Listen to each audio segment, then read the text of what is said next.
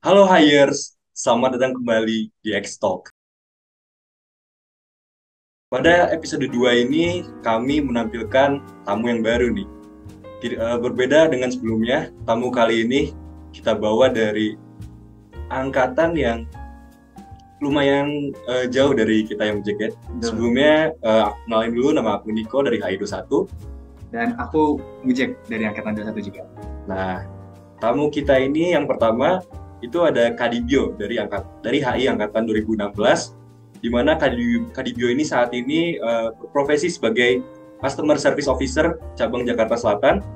Lalu selanjutnya ada Kayla dari HI 2015 sebagai Officer Payroll Product Solution. Lambai tangan dulu nggak dua-duanya? Sahabat para penonton. Hai, halo teman-teman semuanya. Wah, Oke, lanjut nih. Lanjut. Oke, Hayers buat tema kali ini, dan dua-duanya ini beliau ini latar riwayat kerjanya itu sekarang berada di bank, khususnya di Bank Mandiri.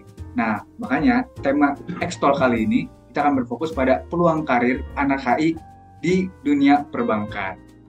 Nah, kita udah datangin tamu-tamu yang memang sesuai banget dan sudah terjun langsung nih. Jadi nanti kita langsung bongkar aja. Oke, kita langsung lanjut nih pertanyaan pertama. Oke, sebenarnya ketika pertama kali lulus sebagai anak HI yang ya seringnya terpapar dengan isu-isu yang internasional, kemudian stigmanya menjadi diplomat. Sebenarnya bagaimana ekspektasi dari Kayla dan Kadibio ketika pertama kali lulus mengenai pekerjaan hingga pada akhirnya memutuskan untuk masuk di dunia perbankan? Di ekspektasinya gimana, tapi akhirnya ke perbankan nih, gitu. Mungkin dari Kak Ella dulu. oke, boleh. Sebelumnya mungkin aku perkenalkan diri dulu ya. Halo teman-teman semuanya, Hires yang menonton acara ini, X-Talk tadi nama acaranya. Perkenalkan, aku Ella, angkatan dari 2015, HI juga. Tentunya HI lah, ini acara HI ya. Iya kan? Aku sekarang di Bank Mandiri. Tadi udah sempat disampaikan sebelumnya, aku sudah berkarir di Bank Mandiri 2,5 tahun dari lulus sampai sekarang. Aku sekarang lagi di penempatan di Jakarta di nama grupnya Retail Deposit and Product Solution gitu. Tadi yang disampaikan pertanyaannya adalah apa sih kira-kira ekspektasi aku gitu selama aku ketika lulus terkait dengan pekerjaan sampai kemudian akhirnya aku memilih bekerja di bank ya endingnya gitu. Nah, jujur kalau aku pribadi boleh sharing sama teman-teman semua, yang namanya ekspektasi ketika bekerja itu jujur ketika lulus tuh masih yang kayak ngawang-ngawang gitu pastinya gitu. Kita kayak gue kemana nih habis ini, gue gak tahu mau kemana habis ini gitu. Itu tuh adalah hal yang menurut aku sampai sekarang itu adalah suatu hal yang wajar banget terjadi gitu. Berbeda mungkin sedikit dari teman-teman HI pada umumnya. Biasanya kan kalau HI pada umumnya tuh pengennya gue pengen jadi diplomat gitu, pengen kerjanya di Kementerian Luar Negeri. Nah, kalau aku pribadi dari awal karena personal reason aku nggak pengen dikerja di Kemenlu. Diplomat itu bukan mimpiku gitu. Jadi dari awal aku masuk HI aku udah tahu meskipun aku masuk HI goals tuh nggak kesana kayak gitu. Karena beberapa hal yang menurut aku tuh alasan personal gitu. Jadi ketika aku kuliah, ya aku tidak memikirkan aku akan menjadi diplomat. Aku tidak melihat diplomat ada di dalam cita-citaku gitu. Cuman tentunya ketika kita berkuliah, ketika mau lulus, kalau aku boleh bilang sama teman-teman, pertama punya mimpi gitu. Punya mimpi itu adalah harus tahu mau kemana gitu. Maksudnya tahu nih kira-kira misalnya kalau mau kerja company apa sih yang menjadi target kita gitu. Atau misalnya kalau misalnya mau berbisnis, tahu mau bisnis tentang apa, mau bisnisnya mau ngapain kayak gitu. Jadi kalau aku pribadi jujur ekspektasi aku adalah aku melihat diriku bekerja gitu. Aku tidak melihat diriku sebagai pebisnis, aku tidak melihat diriku sebagai seorang yang masuk di Kemenlu gitu. Jadi aku ngelihat aku pengen bekerja kantoran gitu.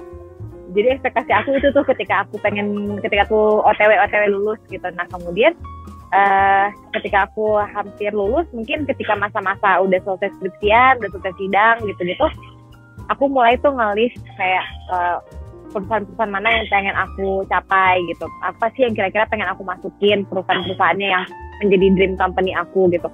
Aku inget banget aku nulis 10 list perusahaan aku gitu. Nah, salah satunya itu adalah perbankan. Dan salah satunya adalah bank yang perbankan itu pun juga aku buat, aku pengennya masuk di Mandiri. I don't know why, aku pengen di Mandiri gitu. Dari bank banyak ya, BUMN banyak gitu. BUMN aja tuh bank ada 4 kan. Yang non BUMN apalagi jauh lebih banyak lagi gitu kan. Cuman entah kenapa aku pengen masuk di Bank Mandiri. Dan itu aku tulis masuk dalam salah satu perusahaan yang aku pengen tuju gitu. Nah, dari situ akhirnya aku berekspektasi, oh aku akan masuk di salah satu dari 10 perusahaan yang aku tulis ini. Tapi jujur dari antara 10 perusahaan itu memang ini mungkin my latest option gitu loh. Kayak aku masih punya 1-9 perusahaan yang lebih pengen aku tuju dibanding dengan Bank Mandiri gitu. Kayaknya kerja di bank tuh aku pengen, tapi yang lain dulu lah yang aku usahakan gitu awal-awal, yang pertama dulu gitu. Kemudian aku tes, kemudian lolos gitu. Waktu itu tuh banyak yang rasanya itu kayaknya kebetulan, tapi aku juga percaya itu nggak kebetulan gitu. Kayak tiba-tiba cepet banget prosesnya gitu. Aku bahkan belum sempat apply ke yang lain, tapi entah kenapa yang Mandiri tuh sangat cepet gitu prosesnya. Dan waktu itu keterima. Nah, waktu keterima tuh juga nggak yang langsung happy gitu, karena sadar kalau banyak pertimbangan yang banyak hal yang harus dipertimbangkan ketika kita masuk dalam suatu tempat kerja. Kalau teman-teman tahu, Bank Mandiri kan masuk BUMN ketika kita ikut masuk ke dalam jalur yang namanya manajemen trainee, atau di Mandiri itu sebutnya Officer Development Program. Jalur MT-nya, jalur cepatnya lah istilahnya, gampangnya dalam bekerja. Itu pasti ada namanya ikatan dinas gitu.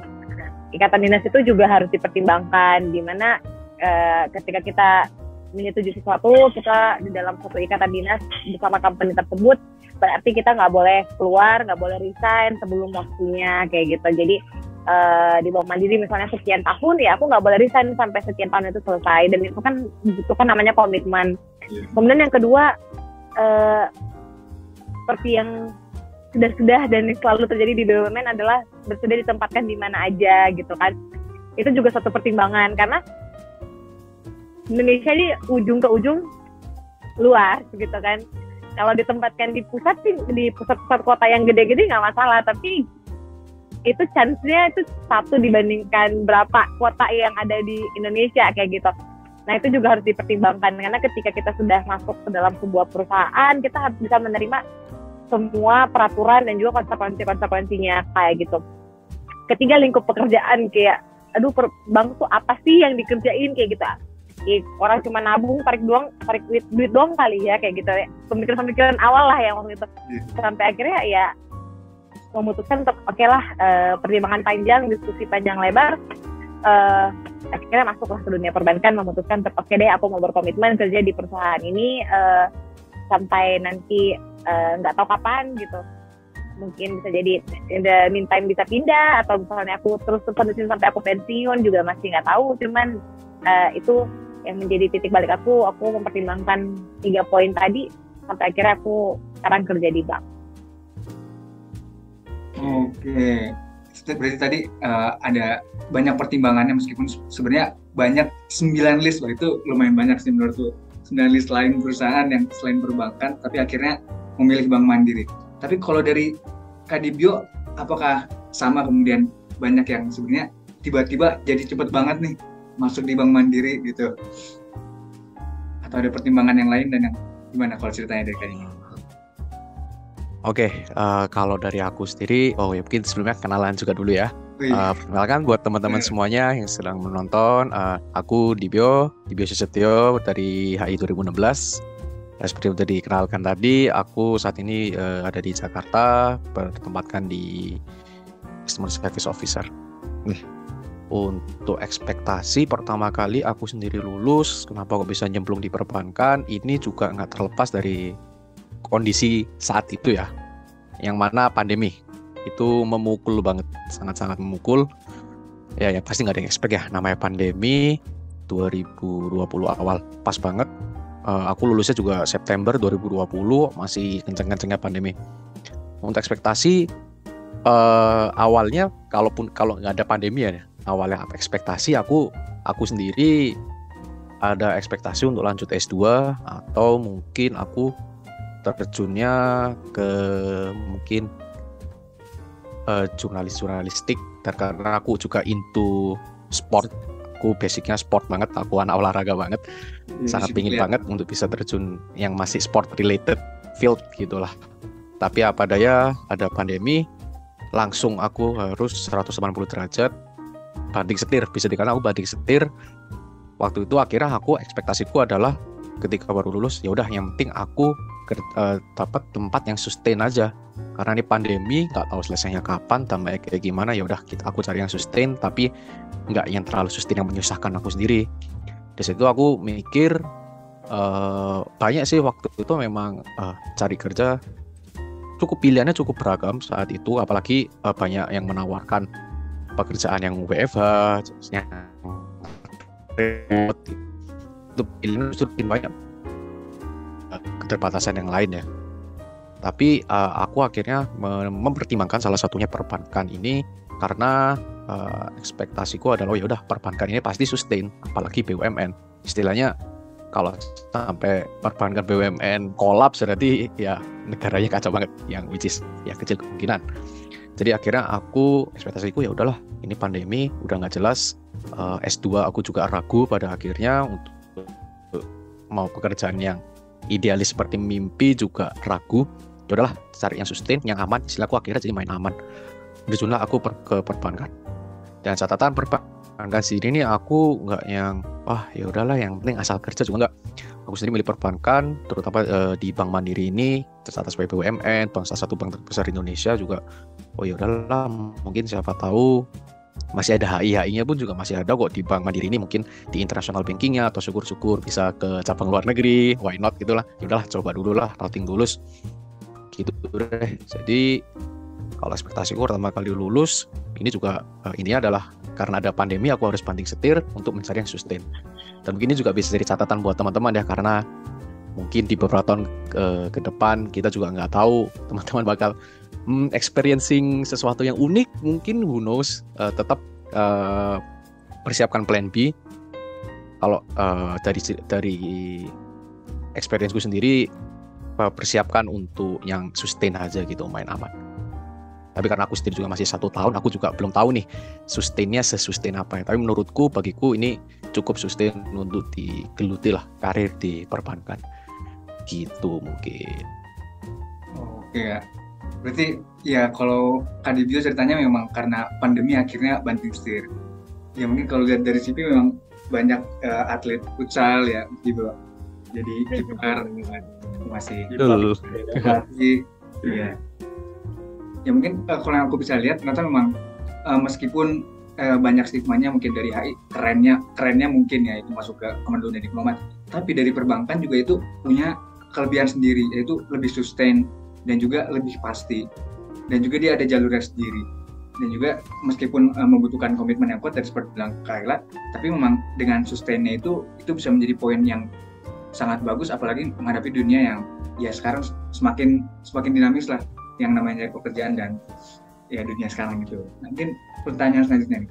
Selanjutnya tadi kan kita udah melihat nih dari berbagai perspektif dari Kadibio maupun Kayla. Nah selanjutnya ini kira-kira culture shock apa sih yang dihadapi ketika masuk dunia perbankan? Mungkin kan tadi udah dimulai dari Kayla, mungkin sekarang dimulai dari Kadibio nih. Gimana? Culture shock apa yang dihadapi ketika masuk dunia perbankan? Oke, culture shock. Mungkin nanti jawabanku akan kayaknya beda kayak sampai lah. Kalau culture shock, aku yang pasti angka. Mungkin teman-teman yang sekarang mungkin angka lihatnya mungkin cuma di jumlah kata ya. Kalau ini sekarang di perbankan nolnya banyak, tapi awalnya culture shock, ketemu banyak angka, ketemu banyak istilah yang bener-bener hampir nggak ditemuin selama kuliah, dan ya udah sangat nggak banget sih secara culture. Terus untuk culture shock di lingkungan kerja juga di perbankan itu menurutku dinamis, apalagi aku saat ini setahun ini aku ada di cabang. Itu ketemu dengan nasabah secara langsung, dengan rekan kerja itu yang mungkin offernya cukup cepat, nasabah gonta-ganti kita. Aku jadi ujung tombak perusahaan multi triliun harus ketemu dengan nasabah. Itu culture shock-nya kerasa banget, dimana kita di HI mungkin lebih banyak dibentuknya menjadi pemikir atau mungkin analis, mikir, bikin strategi dan lain-lain. Tapi istilahnya menurutku kalau di HI kita banyak dibentuknya soft skill-nya doang. Karena di perbankan ini hard skill ini juga nggak terlepas banget gitu. Jadi kalau yang aku rasakan masuk dunia perbankan adalah harus familiar, dipaksakan harus familiar dengan istilah ekonomi, angka, belum lagi retensi dengan nasabah, ketemu orang lain, menjaga relationship dengan orang lain maupun atasan. Itu juga ekspektasiku juga kok gini banget ya. Bukan konotasi negatif sih, kok maksudku ini kok gini, beda banget dari yang aku ekspektasikan gitu. Harus bertemu dengan rekan kerja dan nasabah, jadi aku maintaining dua arah, keluar dan ke dalam gitu.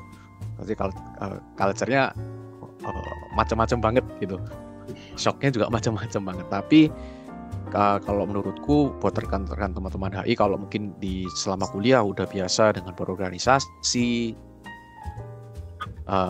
nggak cuma diem di dalam kelas maupun aku tidak menyalahkan anak yang kupu-kupu juga, itu nggak apa-apa, cuma pasti akan bakal ada advantage buat teman-teman semua yang mungkin lebih sering berorganisasi, bergaul dengan yang lain, dengan dengan komunikasi dengan lingkungan-lingkungan lain kayak gitu. Itu mungkin akan lebih easy untuk menanggapi culture shock di dunia perbankan ini. Gitu sih kalau dari aku. Oke, sebenarnya dari aku sendiri ada follow up question sih Kak, cuman aku mau dengerin dulu culture shock dari Kayla nih, gimana? Siapa tahu kan beda dari Kak Dibyo gitu, culture shock yang dihadapi pada saat masuk dunia perbankan. Gimana Kayla? Saya harus setuju dengan Bapak Dibyo bahwa angka adalah sesuatu yang culture shock, cukup shocking ya, buat itu menjadi salah satu culture shock kalau masuk di bank, karena emang kita kan nggak pernah ketemu angka ya. Di mata kuliah yang bisnis internasional pun juga ketemu angka juga cuman ya sekedar aja gitu, nggak yang kita dalamin gitu kan. Satu angka, kedua Excel gitu, karena kita jarang kan sebenarnya pakai Excel gitu. Jadi aku inget banget, aku 1 atau 2 minggu sebelum masuk kelas training pertama tuh aku belajar Excel ke temanku yang jago Excel gitu, karena aku buta, aku nggak pernah menyentuh Excel ya, nyentuh cuman tahu rumus sum doang, nggak tahu rumus yang lain kayak gitu. Jadi ya tapi itu semua bisa dipelajari kayak gitu. Culture shock yang kedua adalah mungkin I would say kalau aku kaget kalau perbankan ternyata luas banget. Tadi di pertanyaan pertama tadi aku udah sempat mention bahwa aku sempat di awal bingung, emang perbankan tuh kerjanya ngapain sih, apa cuman orang nyetor sama tarik duit doang ya kayak gitu. Sebagai background story dulu mungkin aku sempat di beberapa posisi dulu sebelum aku di posisi aku yang sekarang gitu.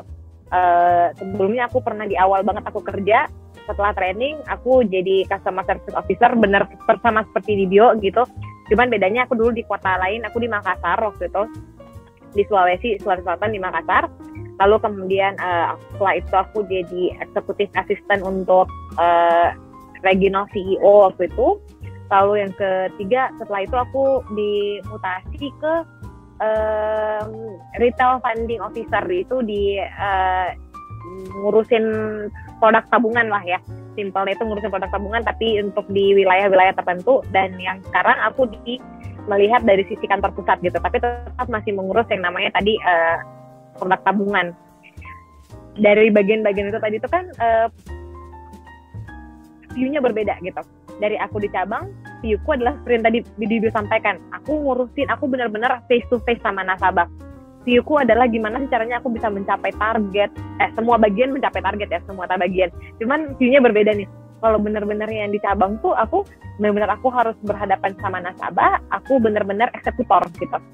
Kemudian aku naik pindah eksekutif asisten, itu aku karena bekerja menjadi asisten seseorang, menjadi asisten bos aku, jadi angka mungkin bukan menjadi teman aku ya, maksudnya aku tidak yang langsung terlibat ke dalam pekerjaan eksekutor di lapangan gitu. Kemudian aku pindah di sisi yang ketiga adalah di bagian wilayah gitu, memegang produk tabungan, which itu core-nya dari perbankan gitu. Teman-teman tahu perbankan itu kan core-nya adalah menabung, funding sama lending, sama meminjam gitu kan. Di situ aku melihat pekerjaan dari sisi yang berbeda. Aku melihat bahwa aku sebagai eksekutor, tapi aku udah nggak face to face lagi nih ke nasabah gitu. Aku sudah tidak di cabang. Tapi aku bagaimana caranya biar bisa menggerakkan orang-orang di cabang untuk kerja ini, strategi-strategi yang udah dibuat oleh kantor pusat. Nah sekarang aku di kantor pusat, yang aku lihat point of view-ku adalah point of view satu nasional. Point of view-ku adalah gimana caranya aku bisa membuat orang di lapangan, which itu di bio dan kawan-kawan yang di cabang, itu kerjanya lebih gampang. Jadi point of view kita bisa berbeda nih. Di bio eksekutor, aku di bagian paling pucuknya. Gimana caranya biar orang-orang, teman-teman di cabang ini gampang gitu ngerjain sesuatu. Karena semua pasti akan berujung pada angka gitu. Semua ujungnya bakal ada angka.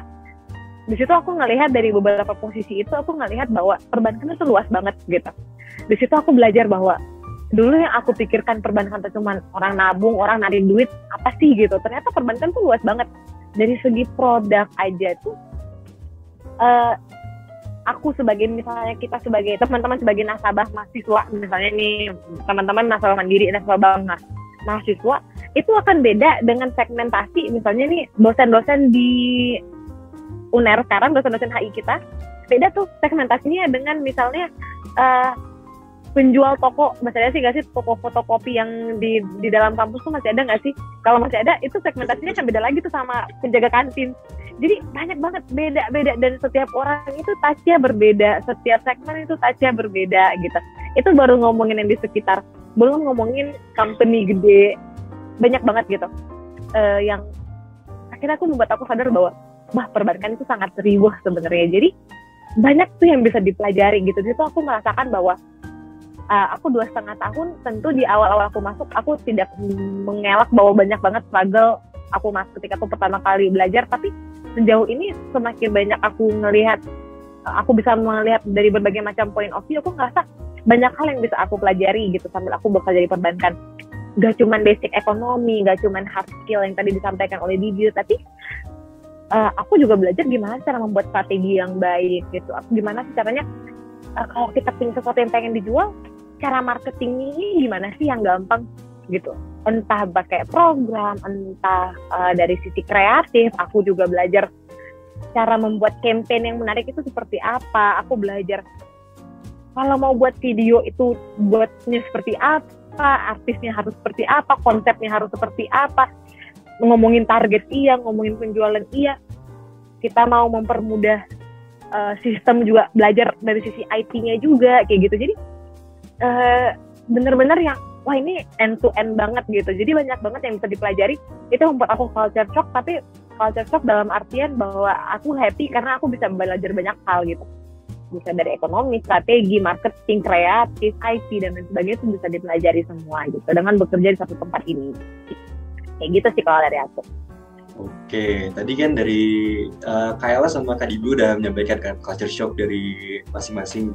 Jadi adanya culture shock itu sekaligus kan kita juga jadi bisa belajar gitu, learning by doing dengan pekerjaan pada saat itu juga. Nah, selanjutnya sebenarnya follow up question-nya langsung aja nih, kira-kira terkait dengan culture shock tadi kan udah disampaikan ya culture shock-nya. Terus kira-kira sebagai kita sebagai teman-teman HIRS nih, sebagai mahasiswa, kira-kira ada nggak sih yang perlu dipersiapkan gitu untuk menghadapi culture shock tersebut?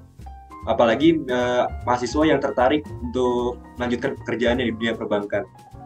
Mungkin kira-kira ada hal yang harus dipersiapkan nggak kita sebelumnya sebagai mahasiswa? Kalau aku pribadi sih, apa yang harus dipersiapkan teman-teman dari segi skill gitu ya untuk menghadapi dunia pekerjaan, terutama yang tertarik di dunia perbankan. Menurut aku sebenarnya eagerness buat mau belajar sih.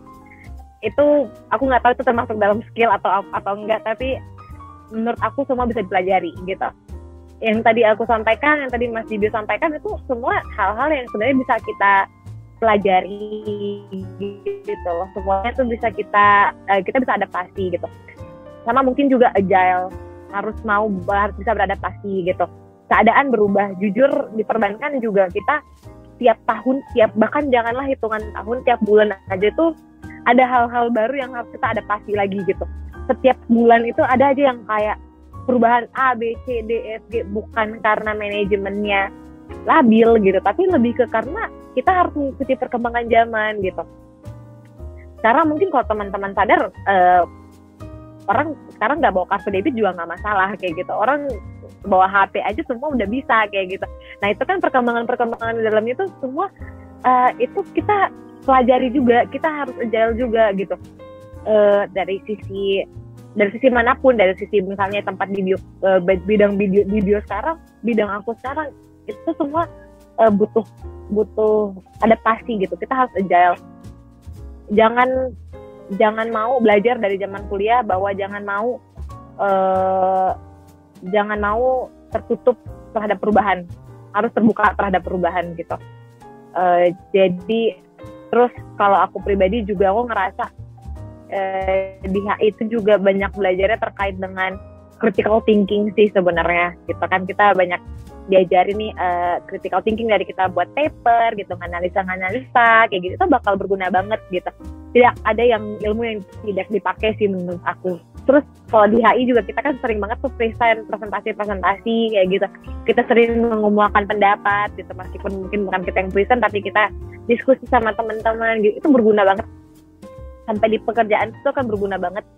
Mau kita untuk berkomunikasi sama orang lain, kita bernegosiasi sama orang lain, itu bakal kepake banget sih ilmunya menurut aku sampai nanti dunia pekerjaan, terutama nanti teman-teman di perbankan. Oke, kalau dari Kak Dibio gimana nih Kak? Oke, kalau menurutku sih sepakat juga sama Mbak Ella ya. Harus agile, adaptif seperti akhlak ya Mbak ya. Adaptif kita salah satunya. Selain adaptif, menurutku skill yang cukup fundamental ya. Menurutku ini nggak cuma di perbankan sih, tapi di semua bidang pekerjaan ya, bentuknya perusahaan ya. Yaitu familiar lah dengan uang, ekonomi. Mungkin nggak sampai yang mikroekonomi, mungkin yang makroekonomi lah. Hitung-hitungan dasar perekonomian, bagaimana profit maupun ya keuntungan gitu, ngitungnya gimana sih. Nggak harus tahu teknik rumus khususnya, enggak, tapi mulai terbiasa mungkin di kuliah itu akan jauh lebih baik, jauh lebih enak nantinya kalau bekerja. Karena kalau udah nyemplung ke namanya perusahaan, apapun perusahaannya, apapun company-nya, pasti semua mereka tujuan cuma satu, cari untung. Mau perusahaan tambang, mau perbankan, mau telekomunikasi, semua pasti tujuannya cari untung gitu. Meskipun nanti bidang pekerjaannya nggak ikut ngitung, tapi dengan familiar dengan ngitung uang, itu pasti akan jauh lebih membantu buat teman-teman gitu. Apalagi nanti waktu kalian bekerja, kalian juga akan punya gaji, kalian harus maintaining uang kalian sendiri gitu. Karena aku sendiri merasa, aduh udah kerjaanku hitung-hitungan, sekarang juga harus ada yang aku hitung untuk diriku sendiri. Itu mungkin bisa lebih baik mulai dipersiapkan sama teman-teman gitu, mungkin udah menjelang lulus kayak gitu. Selalu skill-skill yang lain, salah satunya skill present, itu juga sangat-sangat vital banget. Kalau menurutku sih teman-teman harus bersyukur banget sih punya presentasi. Oh itu jangan salah, itu nilai plus banget buat kalian. Itu karena menurutku setelah aku baru setahun nyemplung kerja ini, aku sadar nggak semua orang itu bisa present gitu. Itu bukan skill yang mudah juga. Sedangkan teman-teman selama kuliah pasti akan jadi hal yang biasa. Itu advantage teman-teman semua gitu. Kemudian apalagi ya, skill perbankan sih yang pasti familiar dengan angka, dengan uang.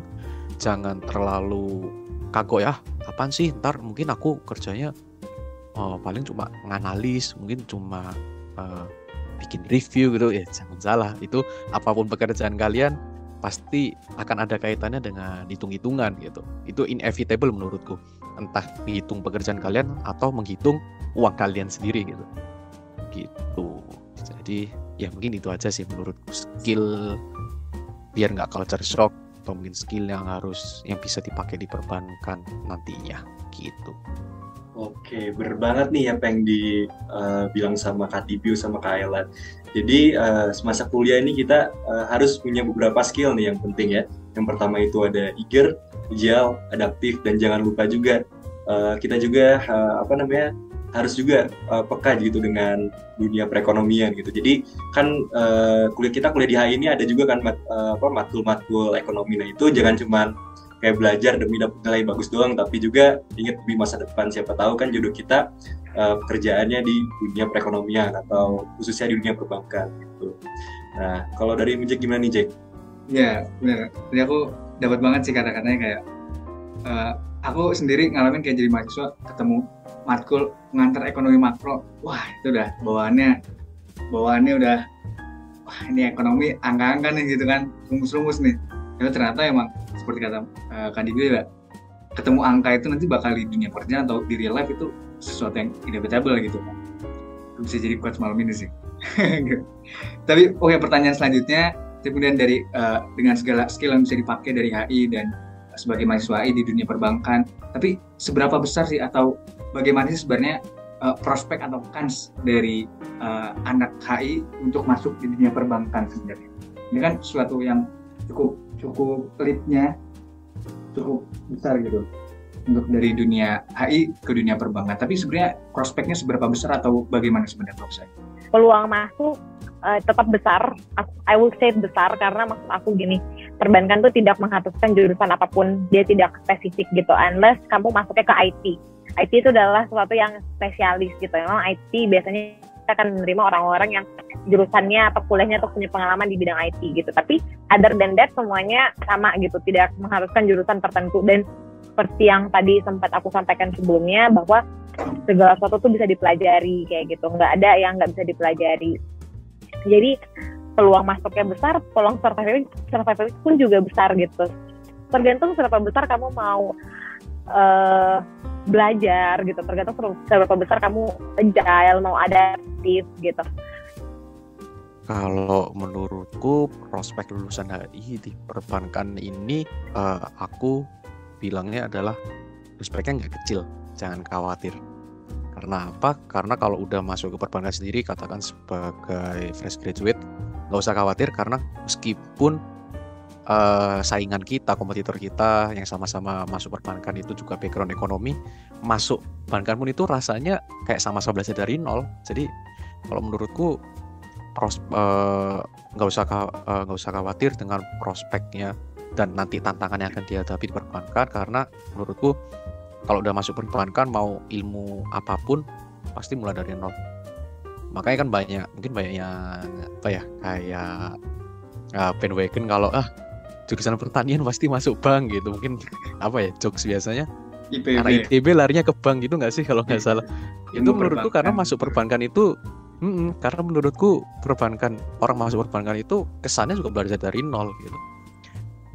Dan kalau kita sebagai anak HI malah menurutku kita punya advantage sendiri ya. Keuntungan kita adalah kita di HI ini